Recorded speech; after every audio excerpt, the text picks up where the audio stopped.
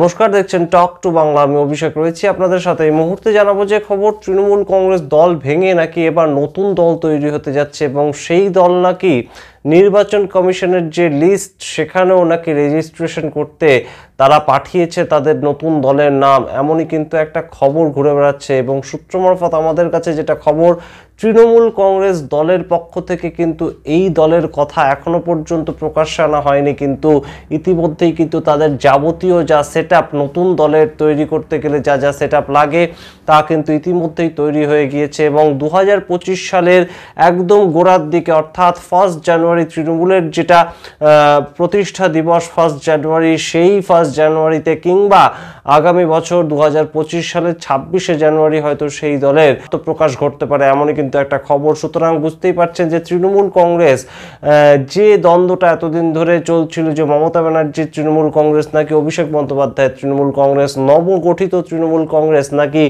পুরনো পন্থার তৃণমূল কংগ্রেস, সেই যে একটা দ্বন্দ্ব চলছিল, বিভিন্ন সময় আমরা দেখছিলাম যে বিভিন্ন নেতা অভিষেক বন্দ্যোপাধ্যায়কে নিয়ে কথা বলছেন, অভিষেক বন্দ্যোপাধ্যায়কেই তাদের দলের নেতা হিসেবে মনে করছেন। সেই জায়গা থেকে অভিষেক ব্যানার্জির কাছাকাছি যারা লোকজন তারা আস্তে আস্তে তৃণমূলের সাইড লাইন হচ্ছে, বিভিন্ন সময় এরকম অভিযোগ উঠছিল। এই জায়গা থেকে এবার কিন্তু আমাদের যেটা কানাঘুষো শুনতে পাচ্ছি এবং রাজনৈতিক মহলে যে খবরটা ঘুরে বেড়াচ্ছে, তৃণমূল কংগ্রেস একটা নতুন নাম নিয়ে আসতে চলেছে, দলের নাম বদলাচ্ছে। তৃণমূল কংগ্রেসে কারা কারা থাকছেন সেই সমস্ত প্রশ্ন কিন্তু এখন রাজনৈতিক পরিমণ্ডলে অত্যন্ত গুরুত্বপূর্ণ একটা প্রশ্ন। এবং 2026-এর যে নির্বাচন, 2026-এর বিধানসভা নির্বাচনকে কেন্দ্র করে মূলত তৃণমূল কংগ্রেসের এই নতুন প্রত্যাবর্তন এবং 2011 সাল থেকে 2016 সাল 21 সালের সমস্ত নির্বাচনগুলো কিন্তু মমতা ব্যানার্জিকে সামনে রেখে ঘটেছে। কিন্তু ইতিমধ্যে যে স্ট্যাটিস্টিক্সটা দেখা যাচ্ছে ভোটের ক্ষেত্রে, তা কিন্তু বেশ খানিকটা চাপের তৃণমূল কংগ্রেসের কাছে। তার কারণ, সংখ্যার নিরিখে তৃণমূল কংগ্রেস ব্যাপক ভালো রেজাল্ট করলেও প্রত্যেকটা নির্বাচনেই কিন্তু তাদের ঘাড়ের কাছে রীতিমতো ভোট পাওয়ার পার্সেন্টেজের হিসাবে কিন্তু নিঃশ্বাস ফেলছে বিজেপি, ভারতীয় জনতা পার্টি। এবং বাংলায় বিজেপির শক্তি যে বেশ খানিকটা বৃদ্ধি পাচ্ছে এবং বেশ খানিকটা তাদের গ্রাফ যে ঊর্ধ্বমুখী, সেই জায়গাটা কিন্তু ইতিমধ্যেই ভোট বাক্সের নিরিখে প্রতিষ্ঠিত না হলেও কিন্তু ইতিমধ্যেই যারা ভোট কারবারি, অর্থাৎ যারা বিশ্লেষণমূলক রাজনীতিটা করেন, তারা কিন্তু বেশ খানিকটা মালুম করতে পারছেন। সুতরাং তৃণমূল কংগ্রেসের এই মুহূর্তে প্রাপ্ত ভোটের যেটা পার্সেন্টেজ, টোটাল ভোটারের মধ্যে তৃণমূল কংগ্রেসের প্রাপ্ত ভোটের পার্সেন্টেজ কিন্তু 40%-এর কাছাকাছি।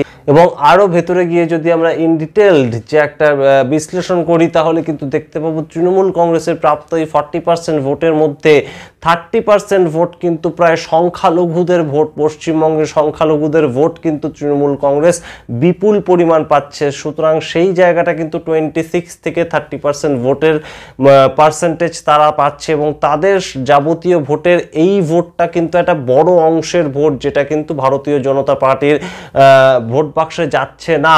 এবং সেই জায়গা থেকে কিন্তু ভারতীয় জনতা পার্টির ভোট বাক্সে যে ভোট যাচ্ছে না, সেটা তৃণমূল কংগ্রেসেই এসে ট্রান্সফার হচ্ছে। তার কারণ, বাম কংগ্রেস রীতিমতন এই মুহূর্তে ভোট বাক্সে নিরিখে শূন্য এবং সেই জায়গা থেকে সামগ্রিক যে সংখ্যালঘুদের ভোট সেটা কিন্তু পাচ্ছে তৃণমূল কংগ্রেস। সুতরাং সেই জায়গা থেকেই কিন্তু সংখ্যালঘুদের ভোট এবং তাছাড়াও বেশ কিছু মহিলা ভোটের পার্সেন্টেজ কিন্তু তৃণমূল কংগ্রেসের পকেটস্থ। সুতরাং সেই যাবতীয় ভোটটা মিলিয়ে 40% ভোট কিন্তু ইতিমধ্যেই তৃণমূল কংগ্রেস পাচ্ছে এবং 2021-এর নির্বাচনেও ঠিক তাই, 2024-এর নির্বাচনেও কিন্তু তাই ফলাফল হয়েছে। অন্যদিকে যদি আমরা নজর রাখি যে তৃণমূল কংগ্রেসের যারা বিরোধী, এই মুহূর্তে প্রধান বিরোধী দল, তারা কিন্তু বিজেপি, এবং বিজেপির কিন্তু ভোট পার্সেন্টেজ সংখ্যার নিরিখে কমলেও কিন্তু তাদের ভোট পার্সেন্টেজের যে সংখ্যাটা, অর্থাৎ পার্সেন্টেজটা, সেটা কিন্তু খুব একটা কমেনি। এবং 2021 সালেও তারা কিন্তু 37 to 39% ভোট পেয়েছিল সামগ্রিকভাবে ভোট বাক্সের নিরিখে। এবং 2024 সালে লোকসভা নির্বাচনের নিরিখে তাদের ভোটের যে সংখ্যা, অর্থাৎ আসন সংখ্যা, সেটা কমলেও 18টি থেকে 12টি আসনে তারা নেমে এলেও তাদের যে প্রাপ্ত ভোট সেটা কিন্তু খুব একটা কমেনি। এবং সেই জায়গাটা কিন্তু তৃণমূল কংগ্রেসকে রীতিমতন ভাবাচ্ছে যে পুরনো পন্থী তৃণমূল কংগ্রেস, যে বিশেষণগুলো তৃণমূল কংগ্রেসের বিভিন্ন নেতাদেরকে দেওয়া হয়, এই মুহূর্তে গরু চুরি, চুরি, কয়লা চুরি, বালি চুরি, এছাড়াও চাকরি চুরি, বিভিন্ন ধরনের যে একটা সমালোচনার মুখোমুখি তৃণমূল নেতাদের হতে হচ্ছে কিংবা তৃণমূল দলকেই সামগ্রিকভাবে হতে হচ্ছে, সেই জায়গা থেকেও কিন্তু তৃণমূল কংগ্রেসের একটা শুদ্ধিকরণ দরকার এবং শুদ্ধিকরণের যে একটা মলাট পাল্টানো যাকে বলা যেতে পারে, সেই জায়গাটা হয়তো তৃণমূল কংগ্রেস করতে চাইছে, এমনই কিন্তু একটা সূত্র মারফত খবর। এবং সেই জায়গাটার জন্যই কিন্তু মূলত এই নতুন দল তৈরি করা এবং নতুন দলের মূল যারা মুখ থাকবেন তারা কিন্তু তৃণমূল কংগ্রেসের পুরনো সৈনিক, এতদূর পর্যন্ত আমাদের কাছে খবর আসছে। এবং তৃণমূল কংগ্রেসের যে দলের নাম সেটা বদলে যেতে পারে এমন কিন্তু একটা সূত্র মারফত খবর উঠে আসছে আমাদের কাছে। এবং শুধু তাই নয়, নির্বাচন কমিশনের কাছেও সেই দল রেজিস্টার্ড হয়ে গিয়েছে অলরেডি এবং রেজিস্ট্রেশনের জন্য বিভিন্ন নামও পাঠানো হয়েছে। তার মধ্যে নির্বাচন কমিশন যেটাকে স্বীকৃতি দেবে সেই নামই কিন্তু পরবর্তীতে থাকবে। এবং 2025 সালের জানুয়ারি মাসে 1 জানুয়ারি হতে পারে, 2025 সালের 26 জানুয়ারিও সেই দলের আত্মপ্রকাশ ঘটতে পারে নতুন করে। এবং সেই দলের মধ্যে মূলত কারা থাকছেন সেটার দিকে যদি আমরা নজর রাখি, অর্থাৎ এই যে নতুনভাবে একটা দল তৈরি হবে, নতুন একটা রাজনৈতিক দল তৈরি হবে পশ্চিমবঙ্গের রাজনৈতিক প্রেক্ষাপটে, সেই দলের মধ্যে কারা কারা যুক্ত হতে পারেন?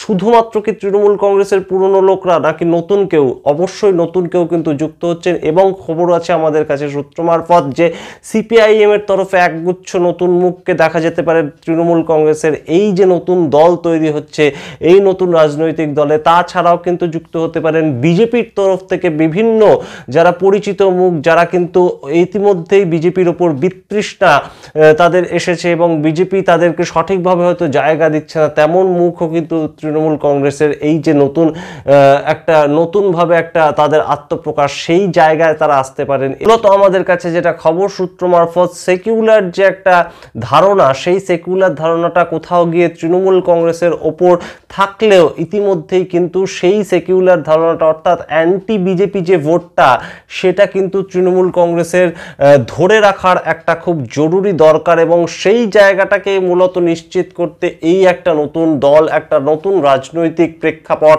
নতুন রাজনৈতিক মলাটে হয়তো আসতে চলেছে তৃণমূল কংগ্রেস। সেখানে কারা কারা থাকবেন, সেখানে বিজেপি কে চান না কিংবা বিজেপির বিরোধিতা করতে চান এমন বহু মানুষ সমাজের থেকে বিভিন্ন ক্ষেত্র থেকে কিন্তু যুক্ত হতে পারেন এই যে নতুন দল তৈরি হচ্ছে সেখানে। এবং শুধু তাই নয়, সিপিআইএম থেকে কি শুরু করে, কংগ্রেস থেকে শুরু করে এবং রাজ্যের প্রাক্তন সাংসদ এমন ব্যক্তিও কিন্তু যুক্ত হতে পারেন। অত্যন্ত তাৎপর্যপূর্ণ এই যে প্রাক্তন সাংসদ, রাজনীতিতে তিনি ইতিমধ্যেই কিন্তু একজন অত্যন্ত জনপ্রিয় মুখ এবং তাকে নতুন করে পরিচয় করিয়ে দিতে হয় না, তেমন ব্যক্তিও কিন্তু যুক্ত হতে পারেন এই নতুন রাজনৈতিক দলে। সুতরাং সমস্তটা মিলিয়ে কিন্তু যে বেশ জাঁকজমকপূর্ণ বিজেপি বনাম সমস্ত দল, অর্থাৎ ধর্মের নিরিখে যে ভোট হতে পারে 2026-এর বিধানসভা ভোট, সেটা কিন্তু আর বলে দেওয়ার অপেক্ষা রাখে না। এবং অবশ্যই সেই জায়গা থেকে তৃণমূল কংগ্রেস যে দুর্নীতির বিভিন্ন অভিযোগে অভিযুক্ত,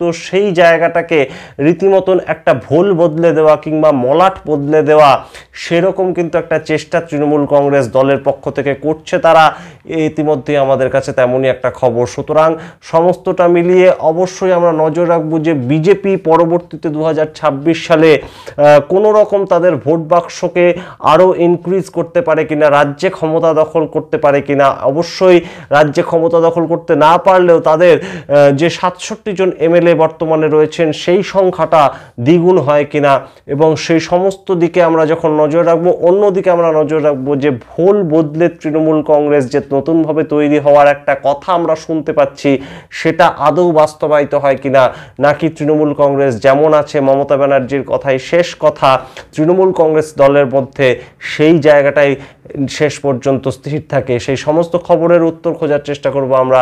আপনারা দেখতে থাকুন টক টু বাংলা। ভুলবেন না টক টু বাংলা ইউটিউব চ্যানেলকে সাবস্ক্রাইব করতে। ধন্যবাদ।